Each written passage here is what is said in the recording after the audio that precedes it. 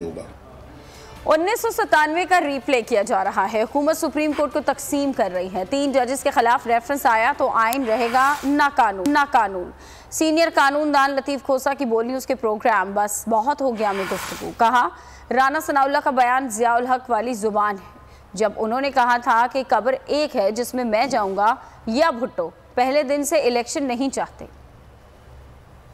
1997 exact script को repeat वो जो है परफॉर्मेंस हो रही है। सज्जाद अली शाह साहब ने उनको तौहीन अदालत का नोटिस दिया, सुप्रीम कोर्ट पर न सिर्फ हमला करवाया, सुप्रीम कोर्ट को दुलख्त किया गया और सज्जाद अली शाह साहब के खिलाफ एक कोर्ट के अंदर से ही बगावत करके उनको माजूल कर दिया गया। मुझे लगता है कि सुप्रीम कोर्ट में फिर इन्होंने वही डिवीजन की है, क्योंकि फरमा रहे हैं कि 3 जजेस के खिलाफ हम रेफरेंस लेके जा रहे हैं। वो हरकत काम हो रहा है कि हमारा ना आइन रहेगा ना रूल ऑफ लॉ रहेगा। राना सनाउल्लाह ने तो पहले ही कह दिया था कि या इमरान खान रहेगा या हम रहेंगे। ये वो ज़ियाउल हक वाली ज़बान है जिसने उस वक्त भी मशहूर था कि या कब्र एक है या भुट्टो जाएगा या ज़ियाउल हक जाएगा। अब ये राना साहब की तो नीयत जाहिर से शुरू से ही यही नजर आ रही है कि ये ना तो इलेक्शन में जा सकते हैं ना इनकी जाने की कोई